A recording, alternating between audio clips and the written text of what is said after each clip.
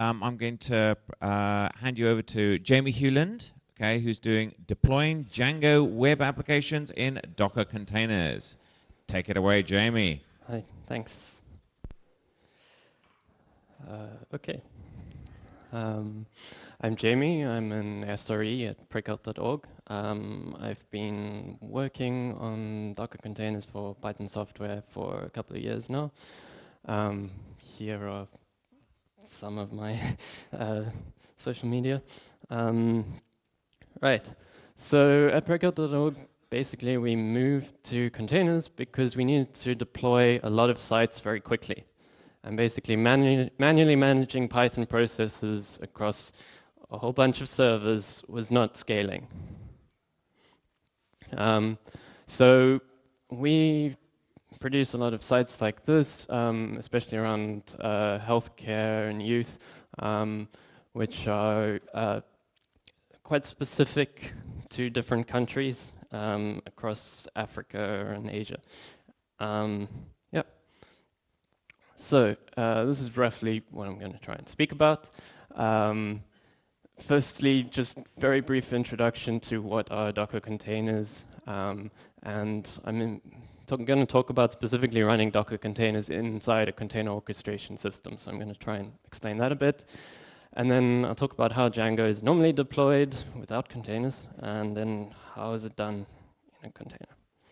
Okay, containers and container orchestration. They're quite fashionable at the moment.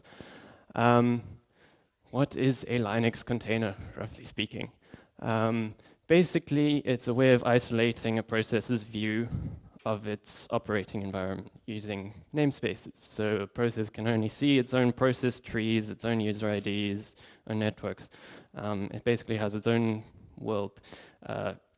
Then we also want to limit and prioritize resources, so we can define limits on the amount of CPU or memory that a container uses, and other resources.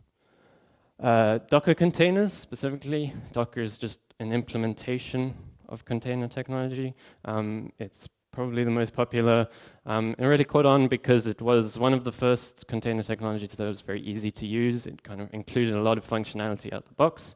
It has this fancy thing called copy on write union file system, which is basically means that the containers can start up very quickly and they can share a lot of image data between each other due to this copy on write file system. And images are available, Docker images, for all the software. So essentially anything you might want to run, you can sort of run in one command, given that you're willing to wait a while for a download, for the whole image to download. And then just a note on kind of Docker terminology. You start out with a Docker file, which is just a simple text file that defines a number of steps you use to build your Docker image. Your Docker image is kind of like a snapshot of a container. You can think of it a bit like a snapshot of a VM, say. And then when you run the image, you have a container. Unfortunately, the terms image and container are kind of conflated quite often, and I'm going to carry on doing that. So why would you want to use containers? Basically, what I like to call kind of consistent portability. It's a very clean way to package your software together with basically everything it could need to run. And it's very easy to run because there's a single simple entry point to start your container. You can, once it's running, you can limit the accesses to resources on the machine. And kind of in theory, it eliminates this, but it works on my machine, why doesn't it work in production? It runs the same way everywhere because it's a very consistent way of packaging your software. Right, so container orchestration. I Googled container orchestration, and the first result is this pretty good blog post, which you should read, and I've copied the definition because I couldn't come up with a better one. But it basically refers to the automated arrangement, coordination, and management of software containers.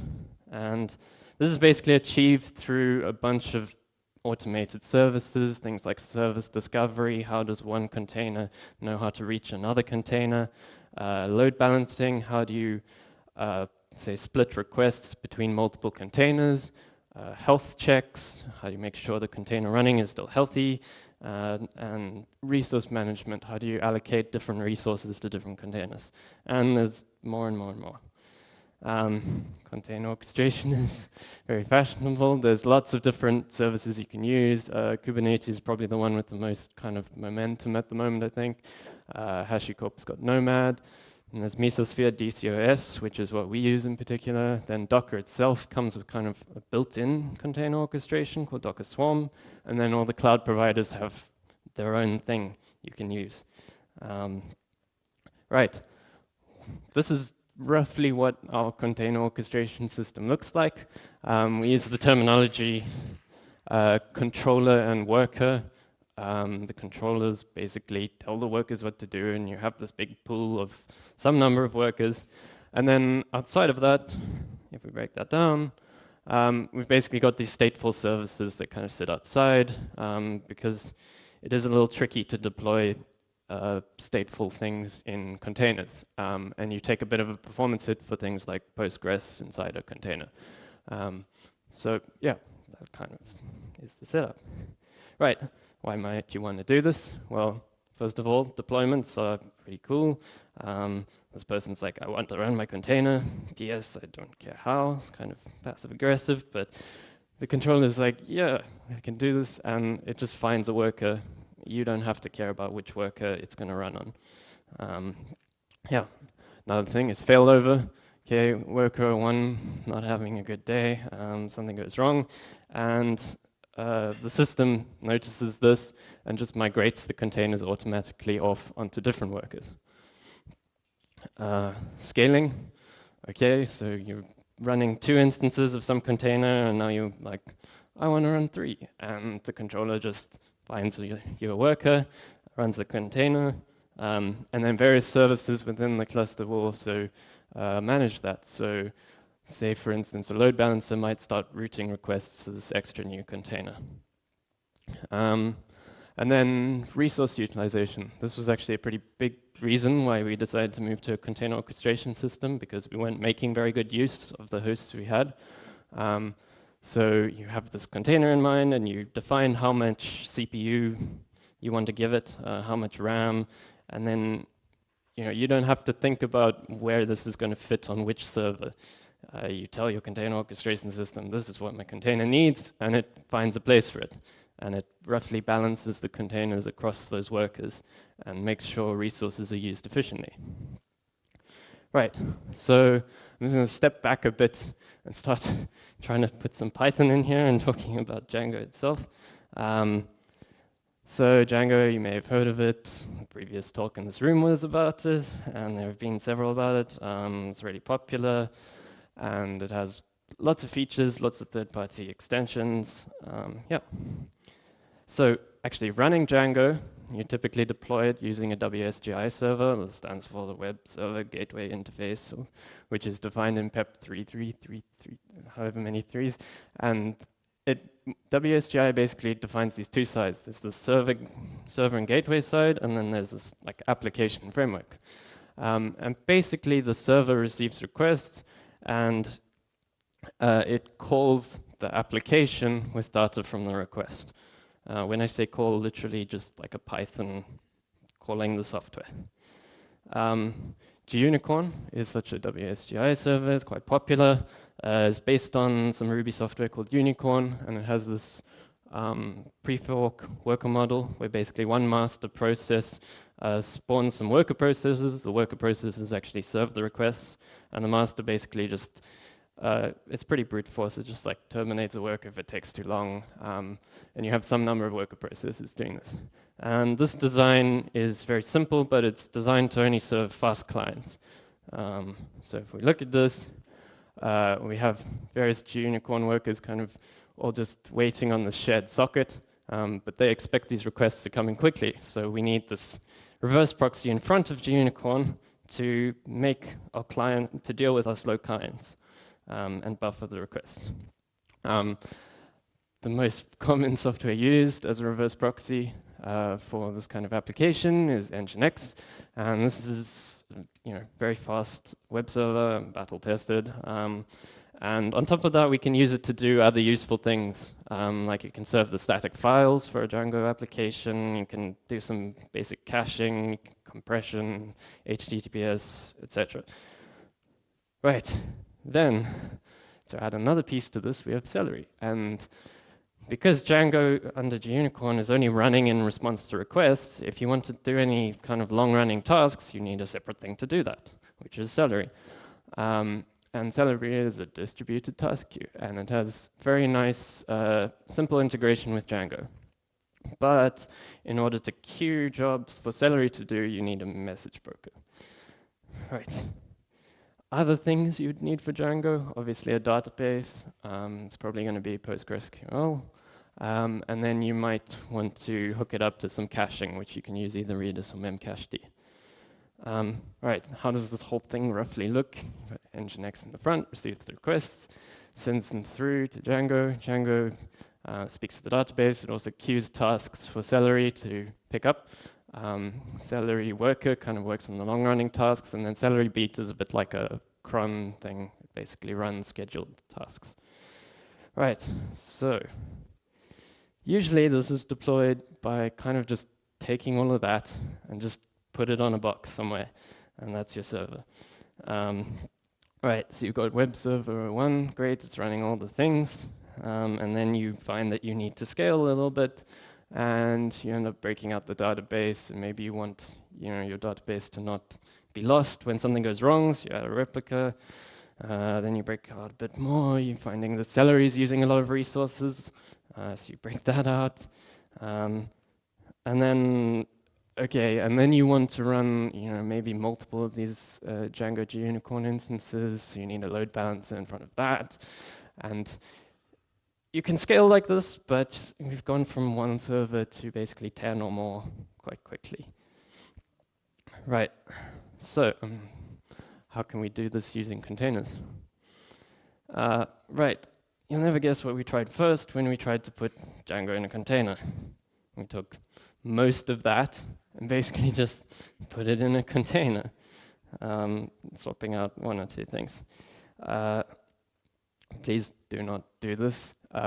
This is kind of really abusive Docker containers. They're not meant to be used like mini VMs. They're meant to isolate processes, not really entire services.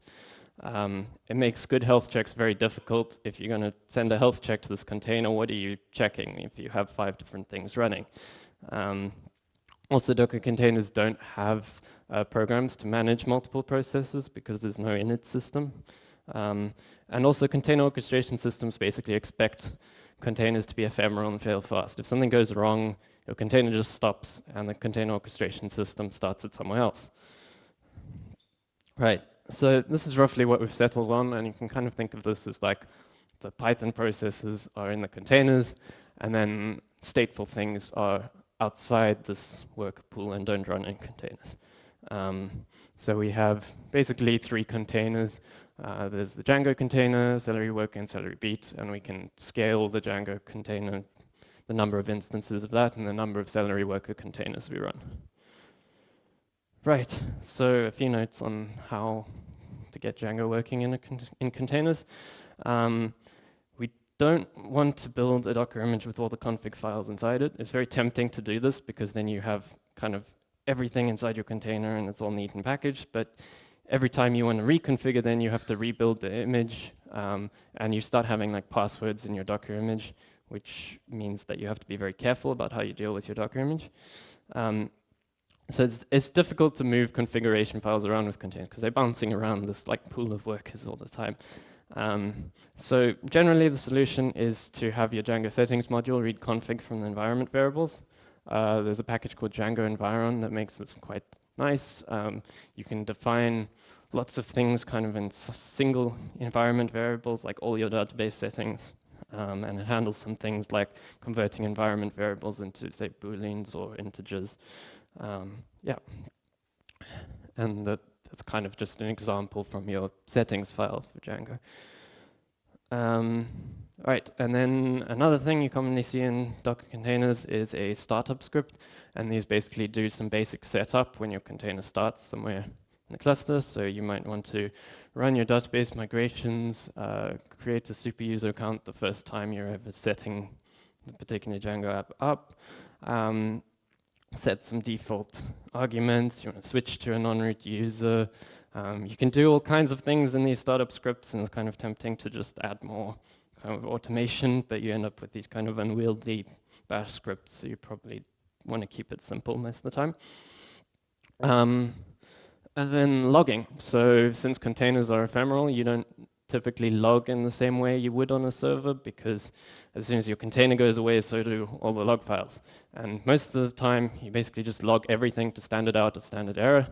And the container orchestrator you use will generally collect this and make it very easy to look up the logs for a given container.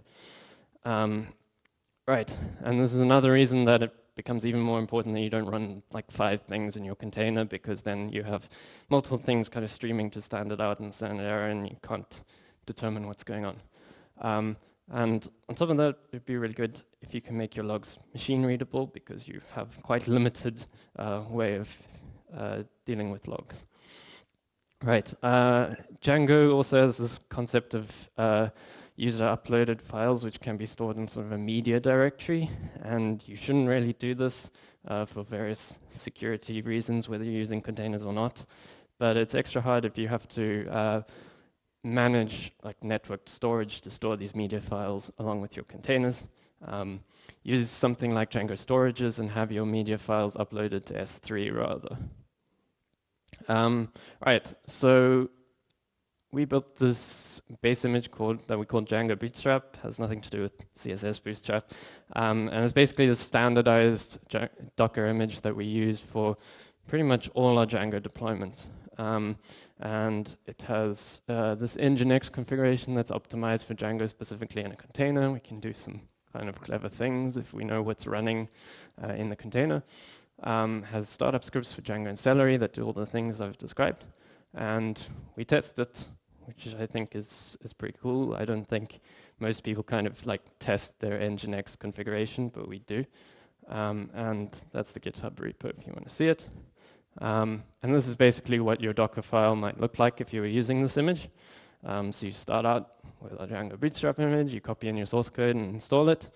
Then we set some basic things, like we define where the Django settings is and what the Celery app will be.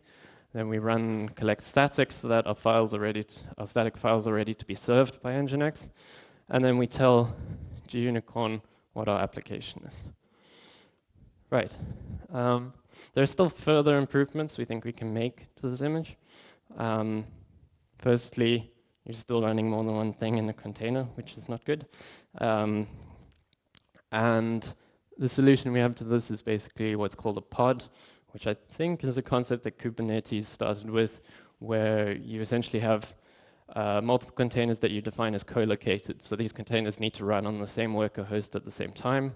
And once you can do that, you can share storage volumes between 2 containers.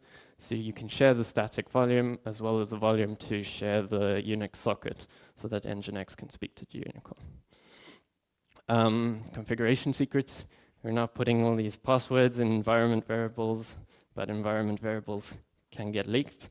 For example, if you have like debug mode on in Django, these things can show up quite easily. So depending on which container orchestration platform you're using, you may have some system that will securely handle passwords for you. These often involve, say, mounting a file within the container, and that file is securely handled and contains the passwords. Then going kind of a step further, which is really like an entirely separate talk, and my colleague is working on this. There's a product from HashiCorp called Vault that will actually create things like database credentials that only live as long as a container. So whenever your container starts up somewhere else in the cluster, it has a completely new set of credentials. Yeah. Right, another thing we'd like to do is start providing some basic metrics from the Nginx that we have configured for Django. We've been investigating the system that produces metrics for Prometheus, and we can kind of optimize this again for Django because we know what this Nginx is doing. well, at least what it's being used for. So you can kind of, by updating the Nginx that we use for all our Django deployments, we can kind of, in a way, get, we can basically get sort of free metrics for all our apps. But you probably should still properly instrument your Django application and actually implement metrics within the Django app that are a little bit more detailed and specific. Yep. So in conclusion, containers are cool. Yeah, so containers and container orchestration systems can introduce a bunch of complications. It's very difficult, well, depending on your platform, it can be quite difficult to have persistent storage for containers because your containers are moving about, but moving the data with them can be quite difficult depending on, you know, if you have like quite a fancy networked file system, maybe it's not too difficult. Generally, you don't have config files, just defining all your config environment variables. You generally don't have log files as well. And you want to try and run one thing per container, and it's quite different from the old model of just running lots of things on a web server. You can't really SSH into a container because it doesn't have SSH. And so often it's quite a complicated process to get from where you are to somewhere where the container is running on the cluster. And you're implementing basically a distributed system and everything that comes with that. So there can be lots of complications and interesting failure modes in these systems. Yeah, but they have some advantages, which I've pretty much outlined already, but easy deployments, scaling, can make more efficient use of your resources, and you generally have an increased level of automation. And you have your apps are now consistently packaged, and whether you're running Django or something completely different, if it's a container, you can run it on the platform. And then finally, just overall containers for Django, I think having a kind of common base image has worked quite well for us, and we can provide a bunch of advantages. We have this tested and optimized server config. We can encapsulate the best practices. So for instance, I work on the SRE team, but the people developing the Django applications can be on a different team, and we as the SRE team can define our best practices for everybody else to use by providing this base image. And essentially, most devs don't have to worry about a lot of these optimizations. And like I've said, consistent platform for deploying these apps. And what I like is also the potential for adding new features. So if we change things in the base image, we add some new functionality, we can do that often without really involving other teams too much. And because this image is used across so many of our applications, we can kind of upgrade all of them at once, in theory. And yeah. Questions?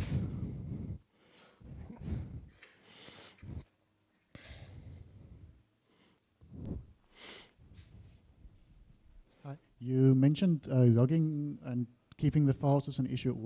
How do you deal with logs at the moment? Getting Gunicorn to getting Django to write to standard out and then capturing those logs. Yeah, so Django uses a pretty standard sort of Python logging configuration. So you have that like big hash of config, and yeah, you just need to define your various Python loggers to log to standard out and standard error. Different container orchestration systems will have different ways of dealing with this, but for instance on DCOS, there's kind of like this web UI, you just log in and you go click on your application, and it can stream the standard out and standard error like in the web UI. Is that answer? DCOS, or what's the... Sorry? DCOS, or what streams the logs? Well, it's Mesos under the hood, Apache Mesos, yeah. Cool, thank you. By the way, thank you for this Docker image. I have used it for over a year and it's saved my life so many times. So, first of all, thank you. And also thank you for documenting stuff. Most Docker files are full of just theory, and yours actually has good information. You learn something reading your README. Now I've done kissing your ass.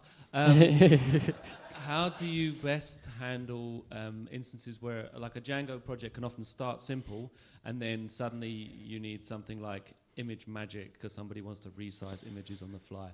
What's a good way of expanding once you start installing packages that are where you've got something that's not just pip install in your setup.py? Sure.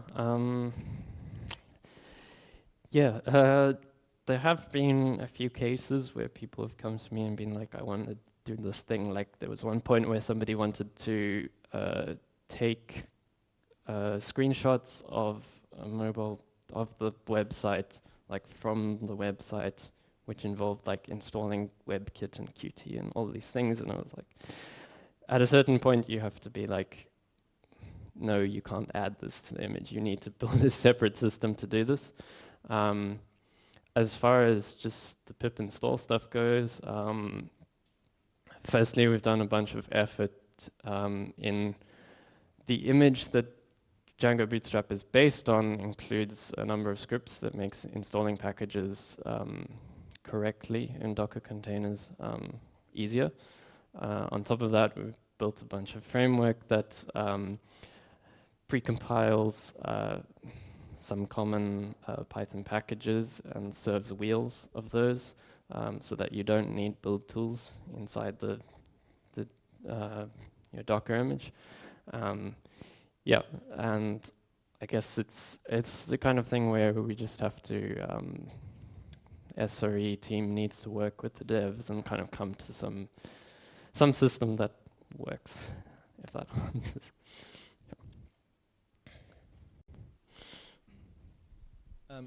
Yeah, so just one thing about that, like having the build system in the image. In the new Docker, there's a feature where you can use a build image and then the image that ends up running. So you can actually build your dependencies, copy them over, but they don't become part of the actual image that you distribute. Yeah. Yeah, sorry, so that was just a comment. In terms of a question, I noticed that you run your Celery and your Django on separate images, but I assume that has to share the same application code, or how do you do that? It's the same image, so it would still be using this Django Bootstrap image. We just changed the command that the container is running, so instead of the Gunicorn command, it's the Celery command. And like I said, there's an entry point script for Celery in this container as well. Yeah, as far as the Docker, I think they call it build stages goes, we actually haven't used that too much yet, and it's a bit tricky in terms of like caching the image layers, because most of the time you don't want to be rebuilding from scratch every time. And yeah, it's kind of a work in progress. Let's see. I was actually going to point out a similar thing. Glyph has this article on building Docker images with Python, which I think is from 2015. If you search for Glyph Docker build, you'll find that, and it talks about using a split build and run image. It doesn't use the special Docker image, but it's a similar idea where you have like one image which has all your build tools, all your complicated big dependencies, and that effectively just builds and spits out all the wheels and static things you need, which you then put in your runtime image. And it's actually like not very hard to just wire that up yourself. Yeah, actually, when we started doing Docker containers for Python, that is exactly what my colleague Jeremy implemented. And we did that for a while, but it becomes more complicated because you have to maintain this build image as well as the runtime image, and you have to develop this process that will build the wheels.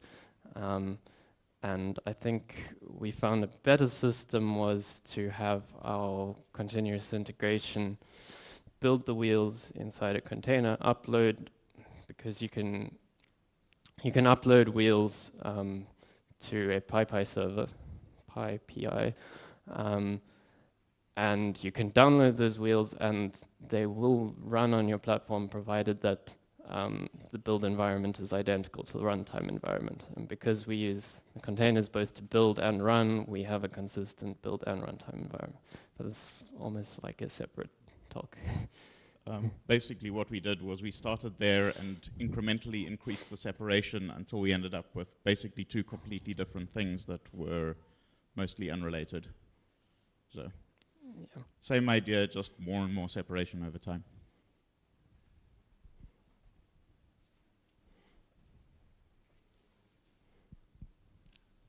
Thank you for an awesome presentation. Sure. Just wanted to ask you about Django and Docker, using it together. When you have the management commands, and what I normally would do is I would go in SSH onto the server and then run some random, go into the shell, for instance, do some stuff, or run custom management commands.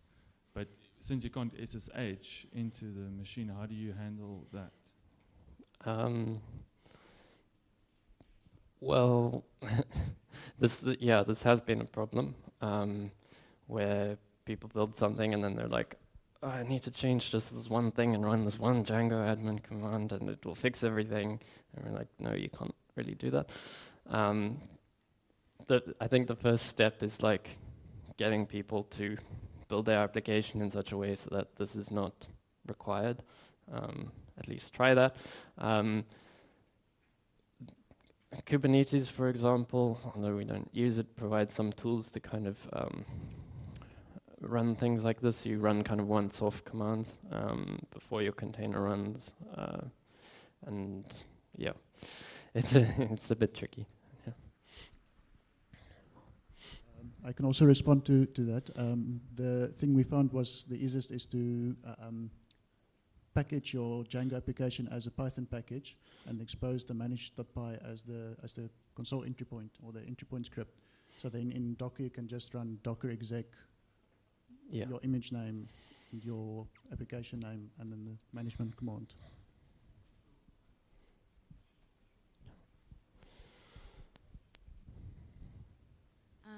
I didn't quite understand your answer to the first question about that extra service. So if we're taking something like image resizing, you suggested that you build a separate application to deal with that. So how would that really work? Would you sort of, on your website, you have some kind of upload, and then it takes that upload and does a whole bunch of magic, sends it to another application, and then sends it back? Is that what you were saying? Not exact. I think the original question was more around you start adding, I guess, more and more packages to your Docker image and things like image magic that do all kinds of things and require all kinds of, they have like huge lists of dependencies. I don't really know what the best way to implement, say, image resizing would be for this particular application. I'm tempted to say like you'd use a Celery worker to try and do that asynchronously, but that may not be acceptable depending on the application. You can, like the example I showed was very, this is very simple. Like you can do pip install other things, you can do apt-get install other things in this process. This is just kind of the simplest example. So you can, but ideally you don't want a hugely complex thing running in your container. Thank you.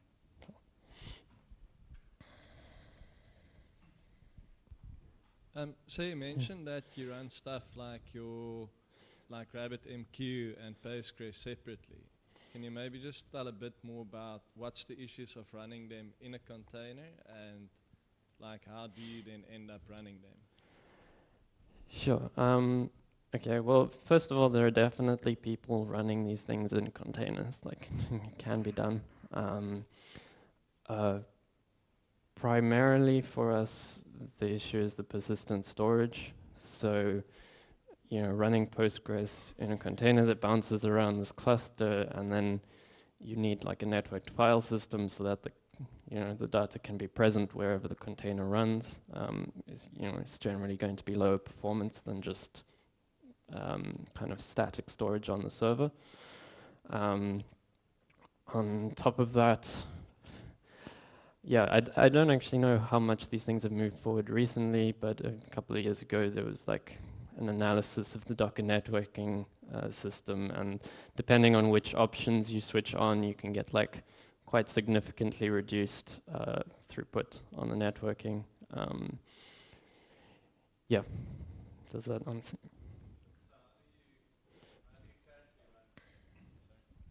So how do you currently run your databases? They're just dedicated machines, dedicated VMs. Yeah.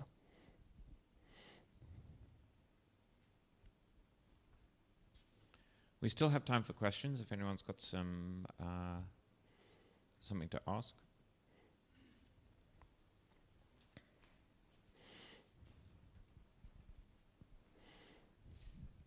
It's more a comment on some of the previous questions and a question, just how we handle issues of having lots of dependencies and things is we've eventually just built a kind of Uber base image that has sort of all the things that any of our services might possibly need. And you do end up with a very large image, but it's only one very large image. And then we have a lot of small layers that sit on top of that. So once a particular worker's got the large base image, it's then quite small downloads to get any particular service that sits on top of that. And then for wheels, what we've done is actually in that image, it installs a whole bunch of packages and produces the wheels, but then actually deletes the packages, and it just has wheels sitting in the wheel cache. So then when one of the subsequent images wants to install a wheel, it's actually very quick for it to do that because it's sitting in the wheel cache inside the image. Yeah.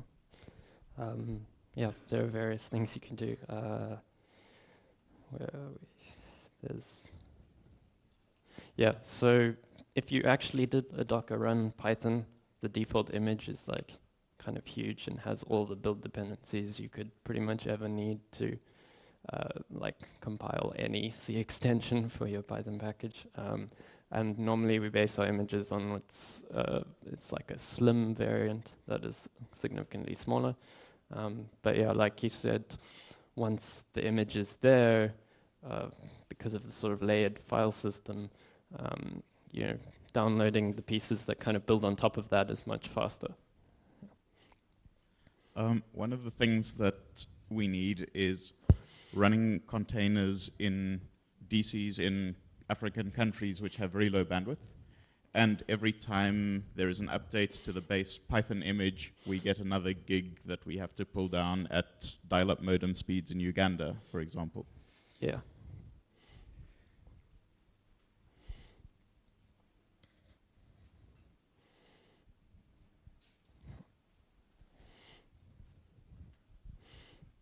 I forgot which container management system you were using in preference to, well, I mean, alternatively to something like Kubernetes. Why did you choose that container management platform as opposed to anything else? Sure. Yeah, so historical reasons mostly, I think. At the time, kind of before DCOS was open source, there was Apache Mesos, a Mesosphere Marathon, which is what we started out on at the time. Those were slightly more mature, I think, than Kubernetes, and significantly easier to deploy. They had better high availability systems, and they also had better resource management. Kubernetes did not have the same emphasis on those features. It was more automation and fancy things rather than high availability and resource management, I think. Yes, sorry, one last thing. Sure. So, I mean, I understand that Kubernetes is very young and it's sort of at the bleeding edge, and that's why. But what is compelling about DCOS? I mean, that's sort of just what you were saying, I suppose. It was at the time you made that decision. Sure. It's complicated. I guess it's, well, firstly, just moving between these systems is really non-trivial. I would say we have like quite a lot of operational experience with Mesos Marathon. We also have our own kind of, it happens to be a Django web app that sits on top of these things and has like a more user-friendly interface into them, and that's quite heavily integrated with that platform as well. We also just have a good relationship with the Mesosphere people. Yeah, various reasons. Well, thanks very much, Jamie. That was a fascinating talk, and I have to thank the audience also for some great questions to clarify all of that stuff. Okay, so thank you very much.